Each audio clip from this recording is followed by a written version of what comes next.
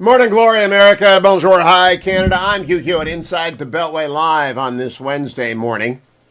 I'll be in the heart of the mall later today giving a speech to the NRB's executive committee, and I am going to be wandering around town all day, so I'm looking forward to a very cold and windy fall day in the Beltway. It's actually dropped overnight to 50 degrees. It feels like fall. We could have a football game. Biggest news story, the rundown, biggest news story. You won't see this many places. They don't care.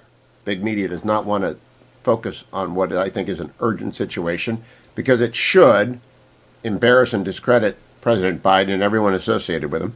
Deputy Undersecretary Colin Kahl went up to testify yesterday in the Senate and confirmed that there are 450 American citizens still trapped in Afghanistan. Here is where he does the math. Cut number 2. In terms of how many American citizens we estimate are currently in Afghanistan, the Department of State is in contact with 196 American citizens who are ready to depart, and arrangements are being made for them to do so either via air or over ground. And another 243 American citizens have been contacted and are not ready to depart, either because they want to stay in Afghanistan or aren't ready. This is the current question. The remarkable thing, Senator Inhofe, the ranking member of Defense, dragged that out, Colin Kahl. The key thing is, why did we get told there were only 100? And where are these people and what is happening to them? And when you say they would like to leave and they're making preparations to, what the hell does that mean? We've got American citizens in Afghanistan. There were supposed to be around 100. Already more than 100 left. So you can see with 450 American citizens now in Afghanistan, they lied to you. They just absolutely lied to you. By the way, they lied to you about the threat of terror and the ability with, quote, over-the-horizon means to deter it. Colin Kahl, cut number 4. What I said was that the current intent, not too long ago, and we can follow up in the closed session, but we have considerable evidence that they have the intent. The question at the moment is the capability. They have the intent to strike the United States again. Mazie Hirono actually did her job, which is to ask a completely, thick-headed question that yielded a better answer than all the prepared people got. Because he said, well, they have the present intention. He let down his guard because he was talking to Mazie Hirono from Hawaii, and everyone knows she's never going to win the spelling bee. So Colin Kahl lets down his guard, and he accidentally let slip, oh, yeah, they have the intention. The intelligence community has told you they intend to hit us, and in 6 months they'll have that ability. So, America, Joe Biden, you go out there and vote for Terry McAuliffe and Joe Biden after last night's rally. There was a, quote, rally. Let me show you a couple of pictures put up by our friend Mac Whitlock. Here is the CBS picture of the rally that the president did with Terry McAuliffe in Virginia last night. If you're watching on YouTube, you can see that picture. I don't see it yet, so maybe it's stuck in the ether. But it looks like a good crowd. You say, wow, the president may have more hustle than we think. Maybe he's really good at it. Then you pan out. There's the first picture. That's the CBS News picture. Then you pan out, and they've taken over one corner of one tiny park in Virginia across the river from the White House. And they basically rounded up the locals and shuffled them into maybe 300 people there. Is that 300 people, Dwayne? Do you think that's 300 people? I'm not sure that that's 300 people. But the president, though, is simply out to lunch on this stuff. Here he is last night talking about Glenn Youngkin, who has clearly got the Democrats scared to death of winning an upset that would be an earthquake in America. Cut number 17. Just to look how he's closing his campaign. He's gone from banning a woman's right to choose to banning books written by a Pulitzer Prize and Nobel Prize winning author Toni Morrison. So if you, he's talking about Beloved, by the way, which I just finished recently, and he's talking about not banning books, but about allowing parents to know which books are being read and what their messages are. Beloved is a fine book for teenagers to read, and I'm sure Glenn Youngkin would agree with that. But if you have to distort what your attacking opponent is saying, then you're responding to attacks 2 days before an election with a weak and unpopular president in a tiny park with nobody in it, and that means Terry McAuliffe is sucking air because people don't like Joe Biden anymore. One other cut, by the way, cut number 18. This is raised the most eyebrows from last night. Extremism can come in many forms. It can come in the rage of a mob driven to assault the Capitol. It can come in a smile and a fleece vest. Did you hear someone say, oh? The big lie is still a big lie. Yeah, Terry McAuliffe just winced when he said that. If you could, let's play it again. If you're watching on YouTube, watch Terry McAuliffe say, oh dear, he read that line wrong. Extremism can come in many forms. It can come in the rage of a mob driven to assault the Capitol. It can come in a smile and a fleece vest. Either way. It's awful. Either way. I'm going to start doing my radio show like Joe Biden. And then I'll do this. Really, this guy is grandpa at Thanksgiving. It's me in 15 years. I understand that. Mort Saul died last night at the age of 94. So maybe that was on his mind when he was yelling at people. Maybe Joe Biden was saddened by the news of Mort Saul and wanted to do a Mort Saul impersonation. But it's crazy. It's absolutely nuts that Glenn Youngkin has anything to do with January 6th. It's just like the craziest thing possible. It's like saying Mitt Romney and the SDS. You know, it's so stupid. George W. Bush and the Weather Underground. That's what it is. You know, you say, huh? What? And he's just nuts. And Virginians, you know the problems with your schools. You know what you've got to do. Here's Britt Hume with Tucker Carlson last night, cut 14. I think so. I mean, I think he can help. I think even Biden can get them. Look, these big names and people like Obama and Biden. They probably can't swing elections, but they can do a couple of things. One is they can usually help you raise money, particularly a sitting president, because people will turn out in numbers and pay a lot of money to go to have dinner with the president, or to be able to say they did and maybe get a picture taken with him. So they're good fundraisers, and they can help turn out crowds. Whether they can swing this election, I don't know. But think of this. Think of this stuff that McAuliffe has been saying. He's made up all kinds of wild numbers about the COVID presence in the state of Virginia and in the schools. He's been slapped down with 4 Pinocchios from the Washington Post left-leaning fact checker. So this is a man in trouble, and that is why we're seeing all these characters rolling into Virginia to campaign for him. If he loses, if Terry McAuliffe loses, it will be seen as a political earthquake. And if the Democrats weren't already worried about what's going to happen to them in 2022, they will be terrified if that comes about. Look, the fact that the race is even close at all, and it is very close indeed from the polling, ought to be terrifying to Democrats that they're on the wrong course and need to change. Doubt they will, but that ought to be the message. You know, yesterday the Biden administration put out their priority, which is to make sure that there is equity in sentencing decisions and release criminals early. That's the framework that came out from the Biden administration on criminal justice reform, is no bail reform. And this is what the left wants, and Virginia is not left. Virginia is center-left. It's not left-wing. And most of Virginia is right and center-right. So can the northern suburbs turn out a vote? Can they get the African-American population in Richmond and Virginia Beach and throughout the entire Commonwealth to care about Joe Biden? I don't think so. We will see on Wednesday of next week, a week from today. Joe Manchin's machinations reach a crescendo as he distances himself from his party.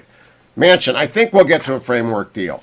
New cases are down by 60%, and we've got Hollywood celebrities campaigning for child vaccines. That's good. Get your kid vaccinated if there's no underlying condition as soon as it's possible. Countries are reopening border, not China. More than 130,000 U.S. lives could have been saved with quicker action, according to Birx. I don't know how quicker you get the vaccine out than Operation Warp Speed. Countries are reopening borders. China isn't ready to do so. And Republican senators are introducing a bill to block the opening of a Palestinian consulate in Jerusalem. It really is crazy what the Biden administration is doing after the Abraham Accords showed the way. Google nearly doubles its profit. And we'll talk about that when I review market stories next. Don't go anywhere. Putin and Al Gore in Glasgow for the summit. Al Gore is raising money. Putin is raising eyebrows. I'll tell you all about it as the Hugh Hewitt Show on Wednesday morning continues.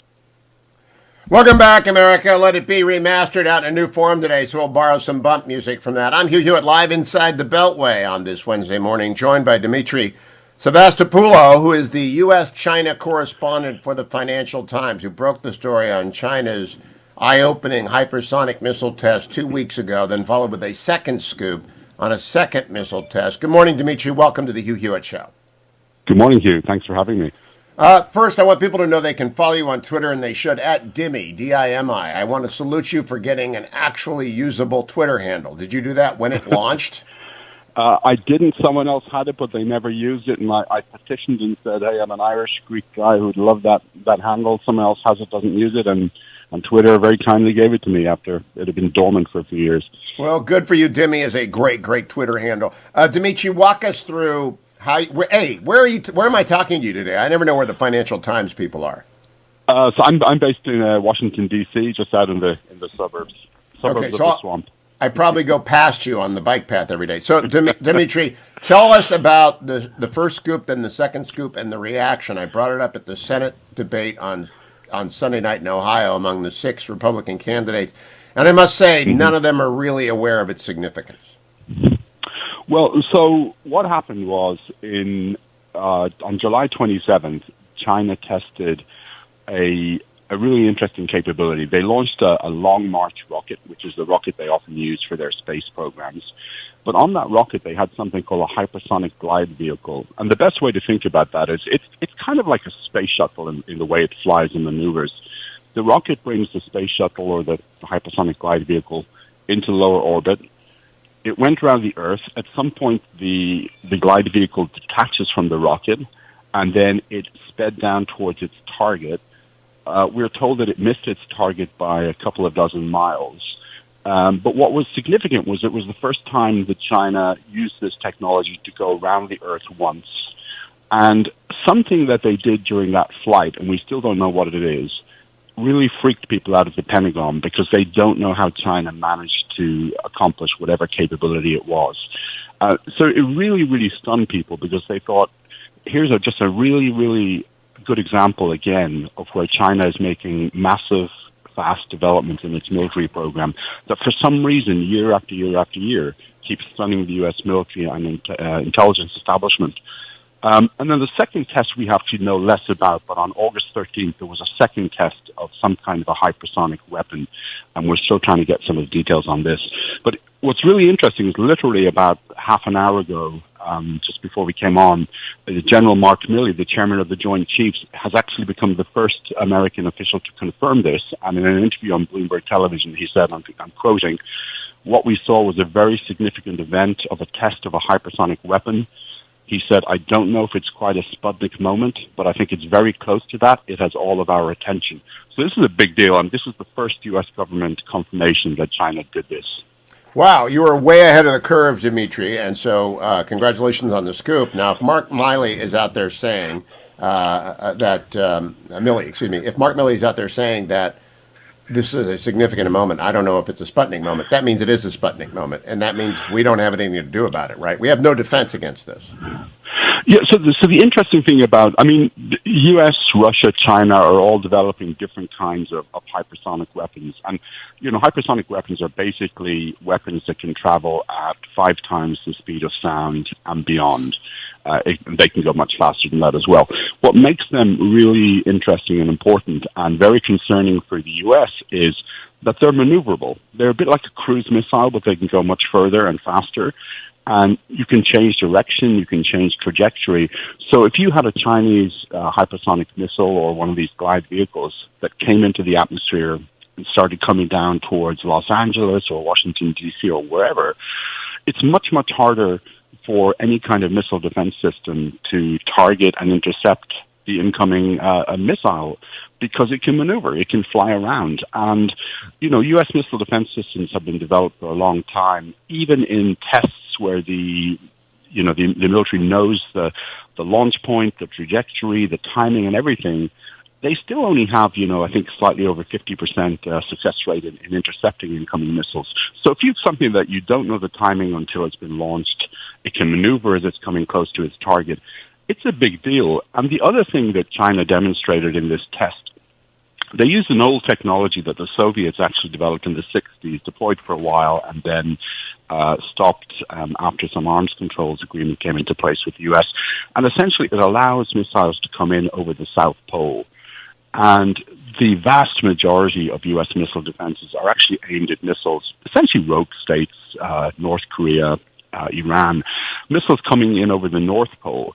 So if you've got something coming in over the South Pole that when it comes close to its target can actually maneuver and fly around things and try and evade incoming interceptor missiles, it's a really big deal. And it gives China just one more weapon in its arsenal that, the U.S. now has to think about in a way that 5 years ago it wasn't having to spend a lot of time thinking about.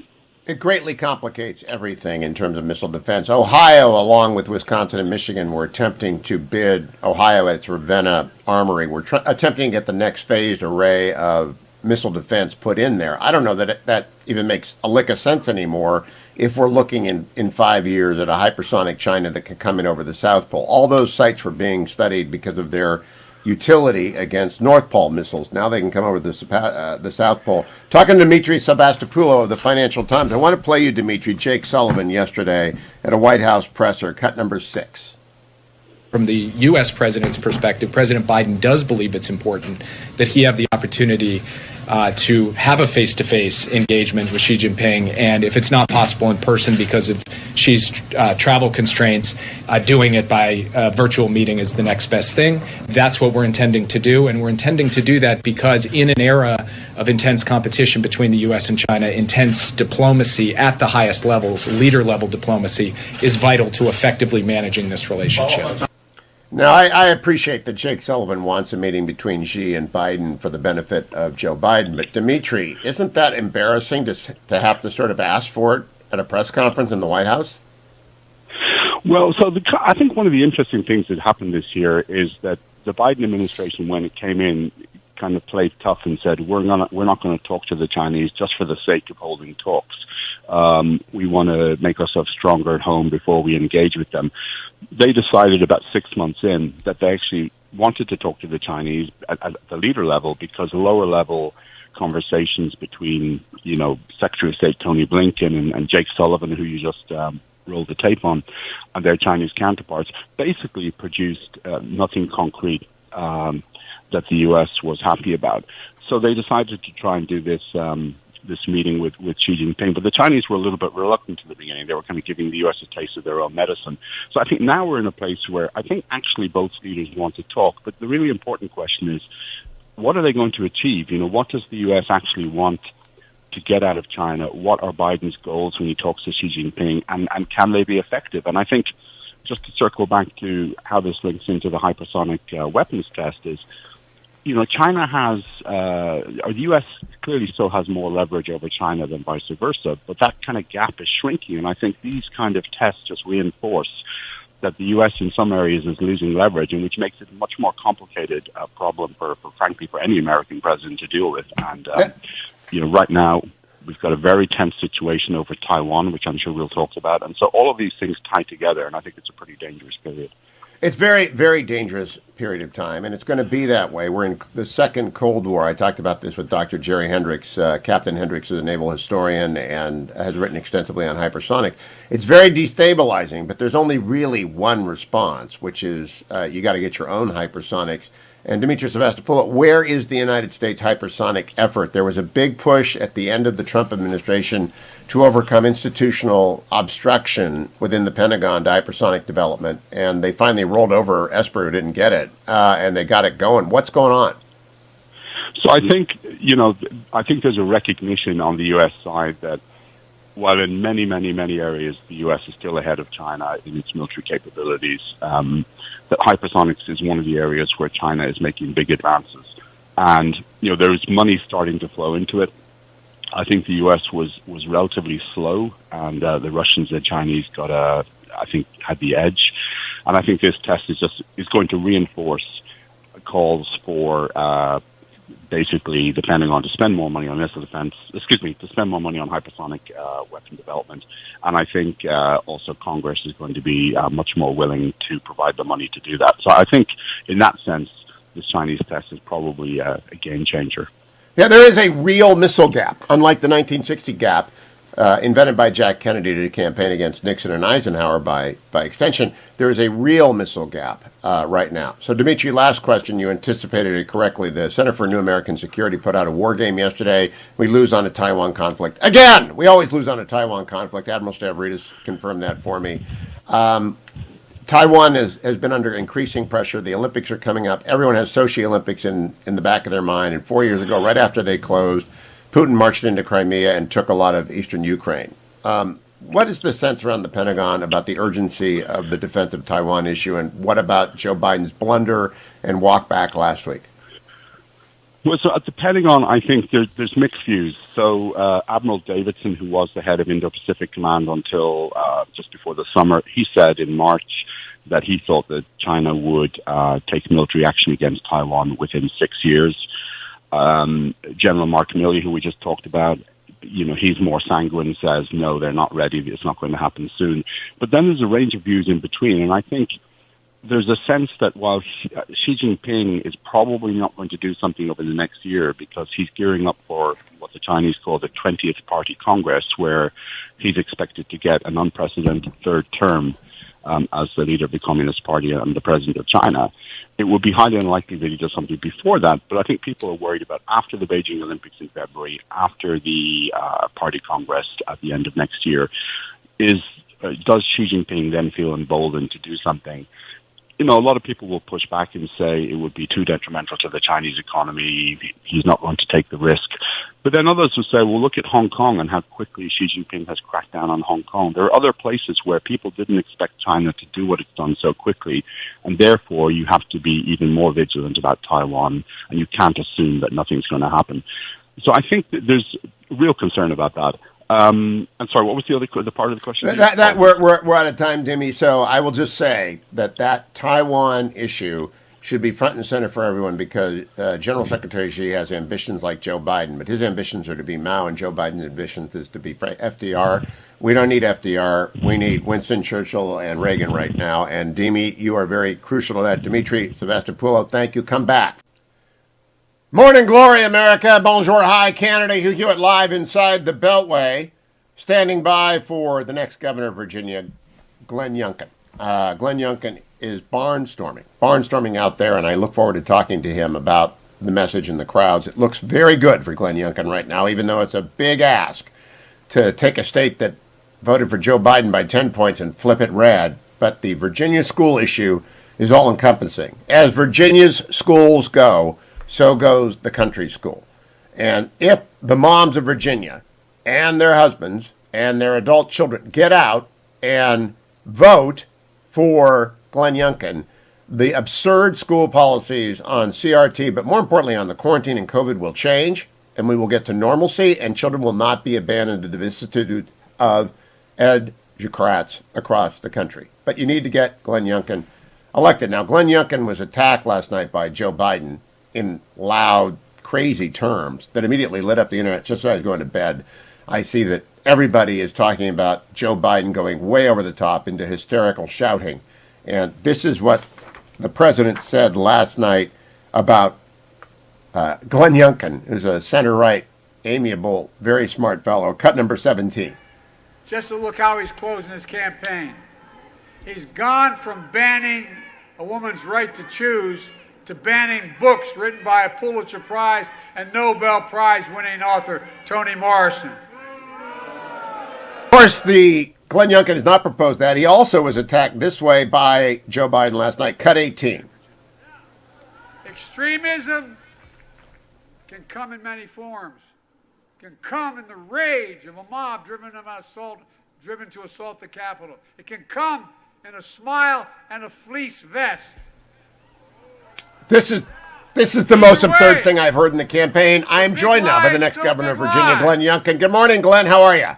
I'm doing great. I've got a smile on and a fleece vest this morning. I know. I don't let extremists on my radio show. There's never been one on, so I've got to worry about you now. You're about as extremist as Larry Hogan.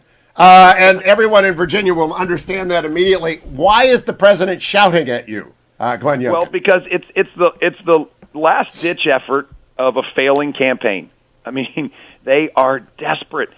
Hugh, they're looking at the exact same numbers we are. The polls that everybody's seeing today have us neck and neck, but those are trailing polls, and they're looking at the same internal numbers we are, which we are surging.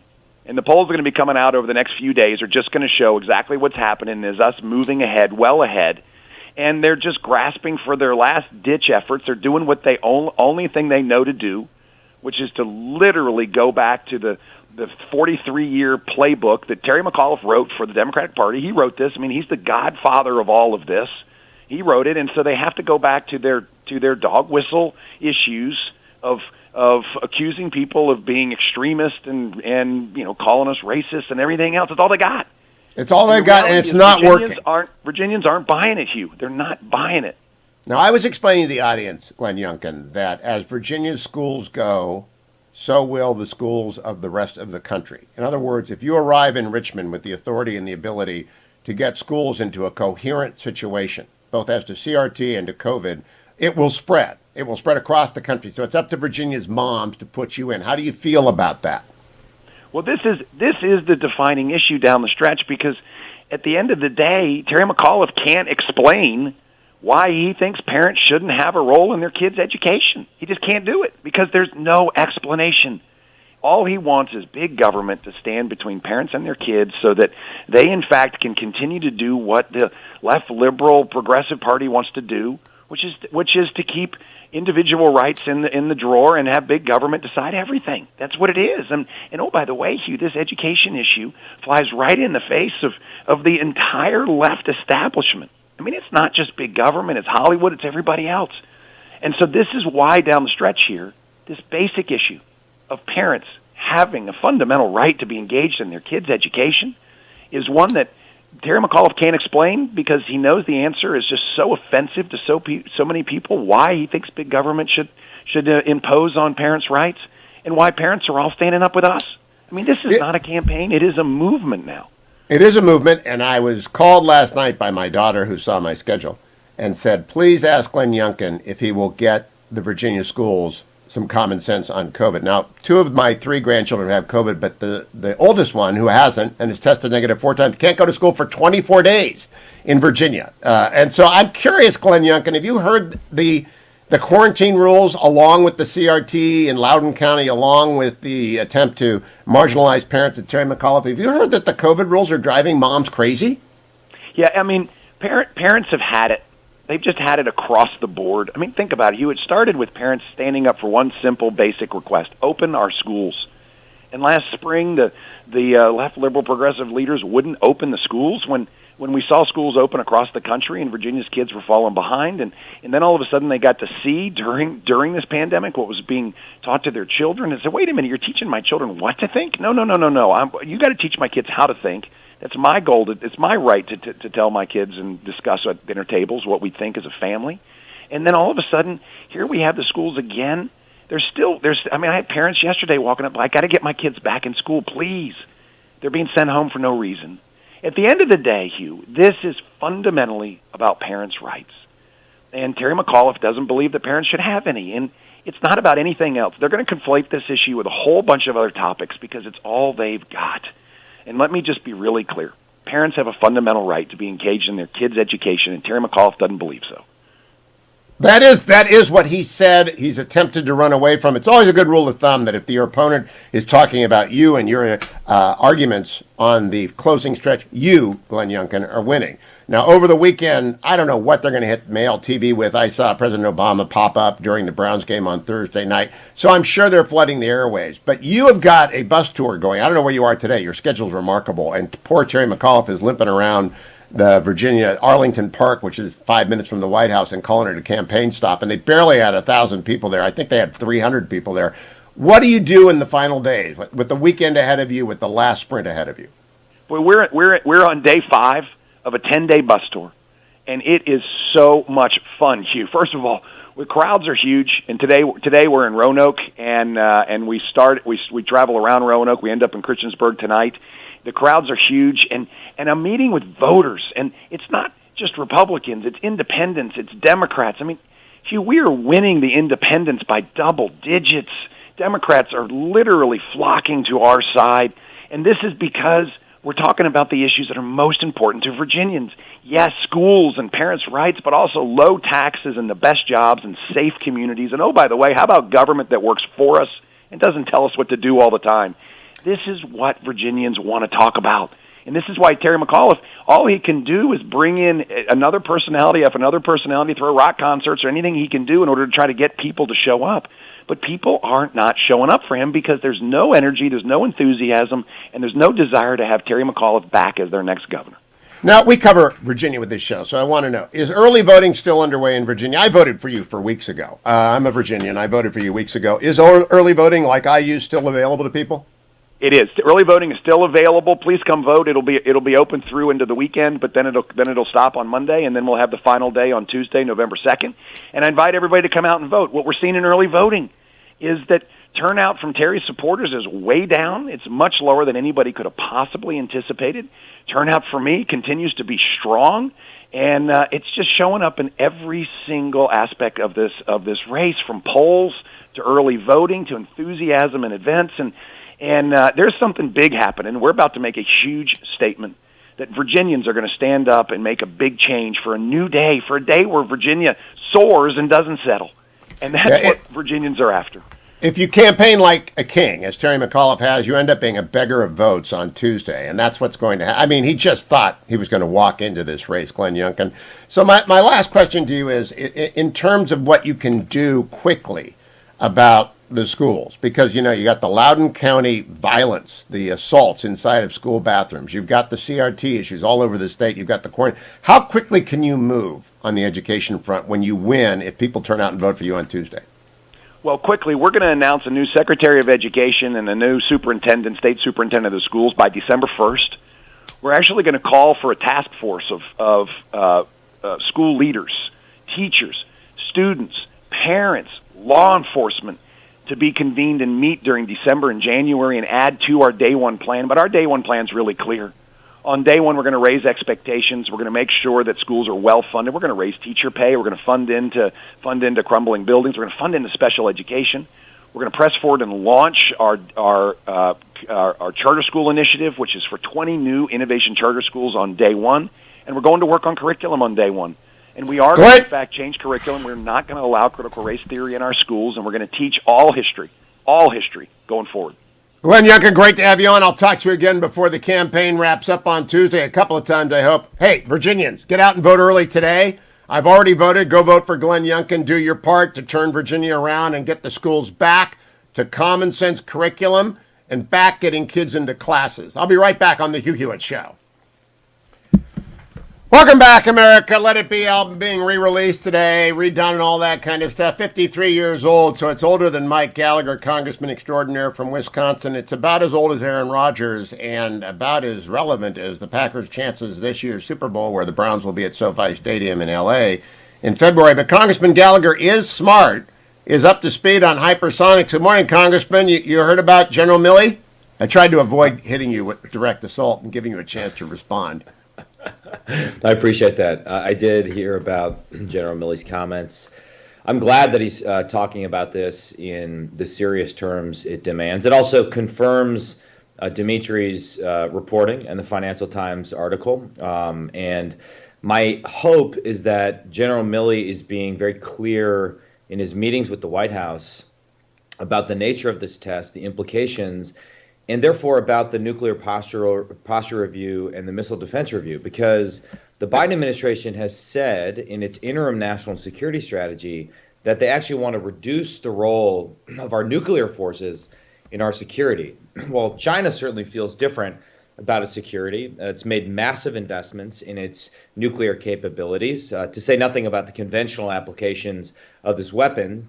But the point is that they aren't disinvesting in their defense like the Biden administration seems to want to do. Quite the opposite. We are asleep at the wheel. I fear at the same time we're getting ready to spend trillions of dollars on domestic progressive programs. We are unwilling to spend the minimum necessary to avoid World War III, to defend Taiwan.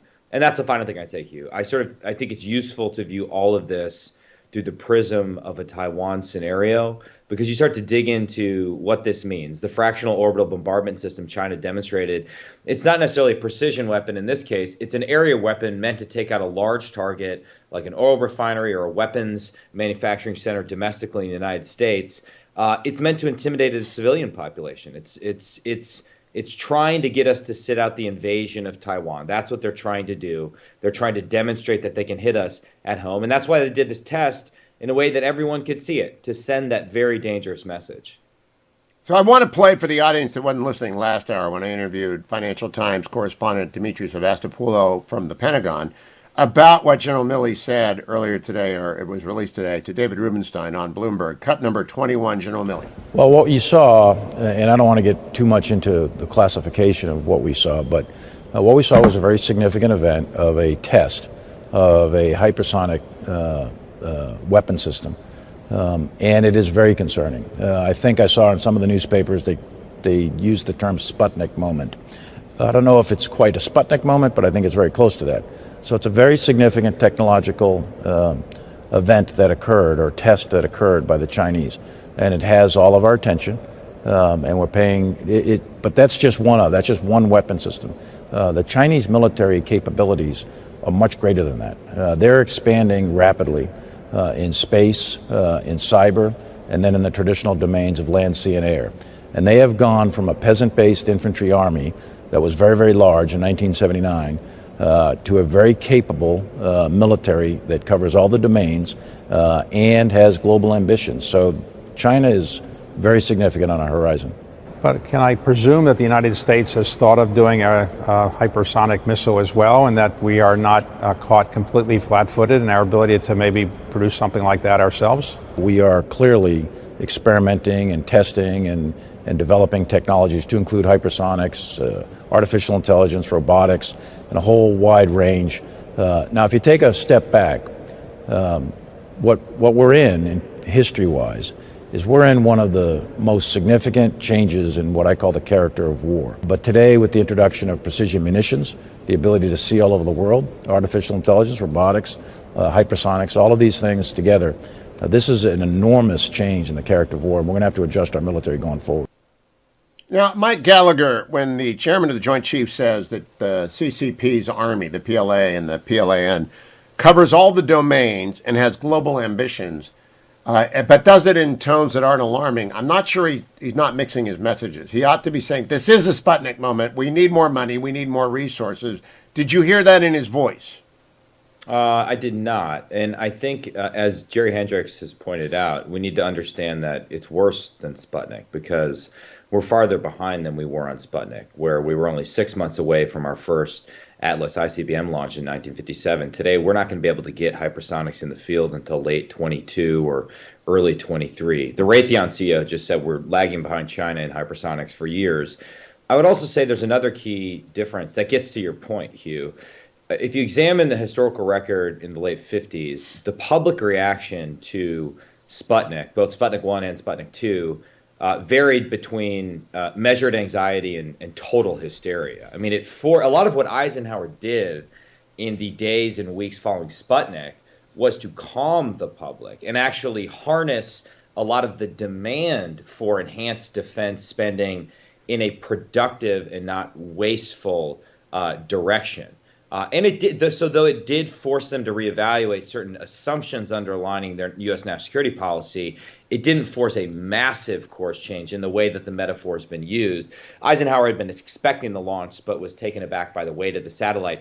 The difference today is it just doesn't seem to be having that galvanizing effect, either within the administration and certainly within the broader public. And I think that puts a greater set of responsibilities on public officials, whether it's Milley, whether it's a mid-ranking congressman like me, and certainly if it's the president of the United States, to really talk to the American people about why this is important, why we are falling behind China, and why we can't fall any further behind, and by extension, why the defense of Taiwan is so very important. The president last week in a town hall obviously misspoke on a variety of issues, did not seem to be with it.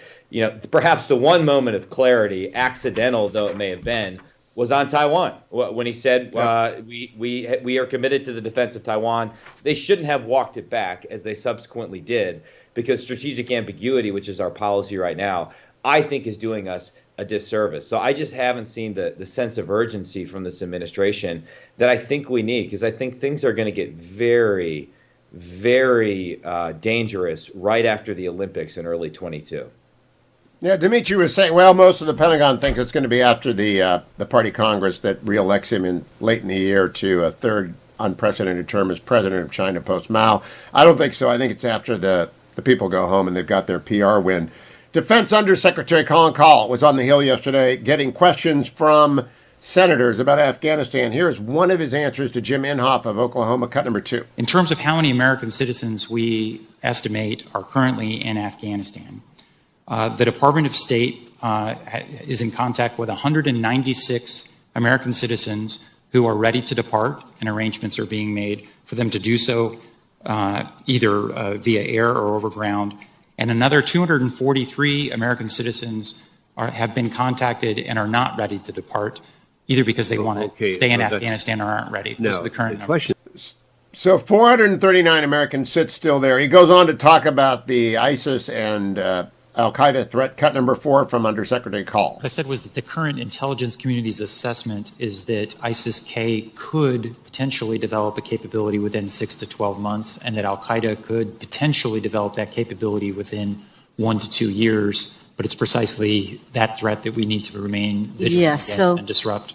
How do we determine whether they have the intention or the will to attack once they have the capability to do so? Well, I think we are actually fairly certain that they have the intention to do so. And I think the committee had the opportunity to hear from the intelligence community in a classified setting not too long ago, and we can follow up in the closed session. But we have considerable evidence that they have the intent. The question at the moment is the capability. God bless Mazie Hirono, Congressman Gallagher, because she's never going to win the spelling bee, but sometimes she blunders into a question that disarms a colleague. And they say, well, you folks just got briefed that they have the intention. We know they have the intention to hit the United States. And now we think they get the capability in 6 months, and there are 460 plus Americans there. Were you surprised by any of this yesterday? Well, I was a little bit surprised by the clarity that Kahl offered, because we got a different message when he and others were briefing us during the surrender in Afghanistan, and the message was really twofold. It was the Taliban is evaluating its relationship with Al-Qaeda. That's bogus. The Taliban and Al-Qaeda's relationship has been consistently cooperative for years. When questioned by me, the CENTCOM commander, General McKenzie, said he didn't know if Al-Qaeda had sworn bayat or official allegiance to the Taliban, which of course it has and has reaffirmed in recent years. And then the other sort of meta-narrative was this idea that ISIS-K and the Taliban's going to take care of ISIS-K for us, which, though these groups compete, though at times they fight each other, I think is a complete fantasy. And I think it's quite dangerous to have gotten ourselves in a position where we're entirely dependent on the Taliban for our counterterrorism strategy in Afghanistan. And so this threat is only going to get worse. The fact that we are putting all our eggs in the basket of over-the-horizon counterterrorism is foolhardy, as illustrated by the tragic drone strike that killed 10 Afghan civilians on our way out the door. There are severe limits to over-the-horizon strikes, in large part because it's very difficult to generate intelligence on the ground that is necessary to do precision strikes. And our human networks in particular are entirely compromised because our presence no longer exists in Afghanistan. And so I think this administration is operating under a set of naive assumptions regarding the Taliban in order to justify what was a humiliating surrender and a fiasco for U.S. foreign policy, one that continues to undermine our deterrent posture not only in the Middle East, but all over the world. The political needs of the president, particularly in Virginia, where Glenn Youngkin is beating Terry McAuliffe and will scare away people from his FDR fantasy. But the political needs of the president are obliging the administration to downplay what happened in Afghanistan. Do you think that the public is aware of what happened, how many citizens are still there, and the threats that are emerging? You got a minute, Mike. Yes, I think the Biden administration made the cynical political calculation that Americans don't care about Afghanistan. And maybe most Americans wanted to get out, but Americans don't like to be humiliated. Americans don't want the American government to abandon American citizens. And I think, therefore, it is backfiring. So important to elect Glenn Youngkin in Virginia, even for those of us who don't live in Virginia, because by electing Glenn Youngkin, not only are you helping the state of Virginia fix education, you could be dealing a death blow to this radical progressive agenda that is bad for America. If Youngkin wins, I think it forces the Democrats to reevaluate going full force behind Bernie Sanders' budget and his agenda here at the federal level. So critical. Mike Gallagher, always good to talk to you, Congressman. Thank you for good common sense conservatism every day, every week that he's on. And he's representing Wisconsin, but speaking to Virginia voters right there, go vote for Glenn Youngkin. Welcome back, America, from Let It Be, the album being re-released today in anticipation of the new Beatles song. Brian Wesbury may be almost old enough to really love the Beatles. I'm not sure, but it's kind of fun to have the new edition of Let It Be.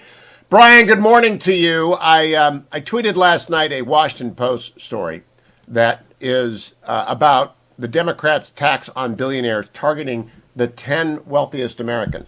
Now, I actually think that's unconstitutional. That's a bill of attainder that is prohibited by the Constitution. I don't think it will fly. In fact, I'm beginning to think the whole thing is going to be unconstitutional because they're targeting 10 companies and 10 people.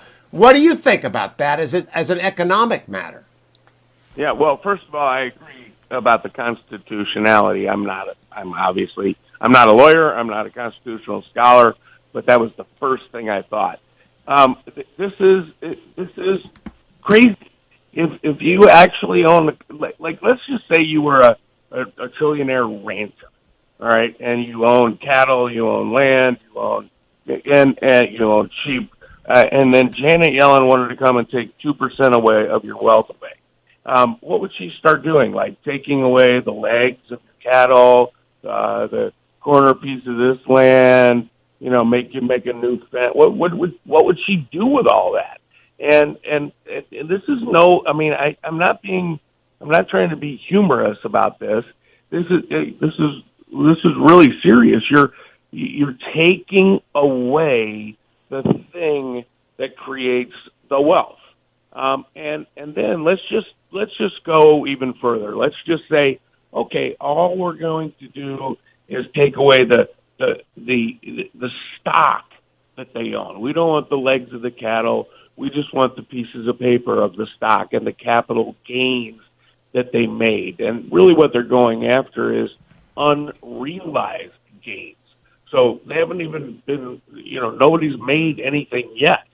Well, this is interesting because interest rates are so low that for the foreseeable future, there will be no capital gains for anybody that owns, let's say, a treasury bond. There were capital gains back in the 80s and 90s.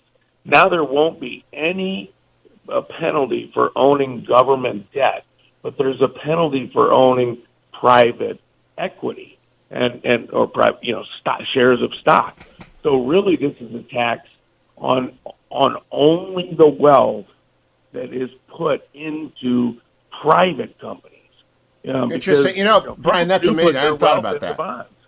The other thing I thought about is if someone's got 100 acres of land and you come and the government takes 2 acres of that land, it's called a taking. It's prohibited by the Constitution unless it's compensated. So it is clearly in the framers' intent, banning bills of attainder and obliging property takings to be compensated, that this sort of thing not happen. Can you imagine George Washington, who was one of the, if not the largest landowner at the time of his death in the new United States of America, as president, he was a large landowner as well. If him seeing a bill targeting land ownership, that's what this bill does, and the country won't grow. It's crazy. No. Yeah, it will not. I mean, one of my tweets over the weekend or early this week was, if you want to, how to get rid or eliminate capital gains, tax them. That's why they tax cigarettes. That's why they tax.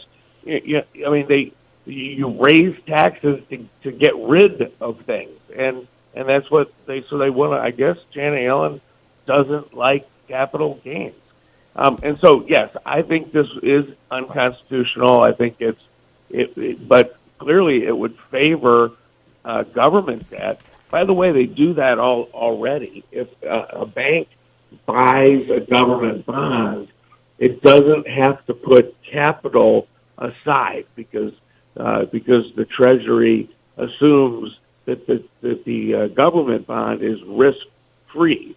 But if you buy a corporate bond, let's say it's Apple, you have to put a percentage of money of your capital away to offset any loss. It's kind of like a down payment. And so what they do is they encourage banks to buy treasury debt, not corporate debt. So everything they're doing favors the government, punishes success in the private sector, and it would be a complete disaster. Brian, very quickly, and unintended consequences. A lot of this complex that we haven't seen, how likely is it to hit targets it does not intend to hit? Oh, well, 1,000%, 100%. It will hit targets that we don't foresee.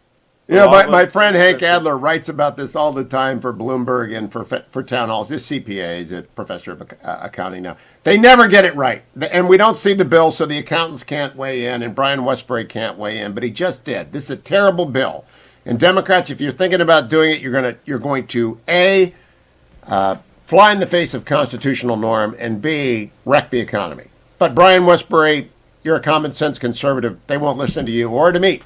But I'll be back in hour 3 to talk to you, America, about why you got to get out and vote for Glenn Youngkin, why you got to buy Ross Douthat's new book, The Deep Places, and why you got to keep listening to the Hugh Hewitt Show. Stay tuned.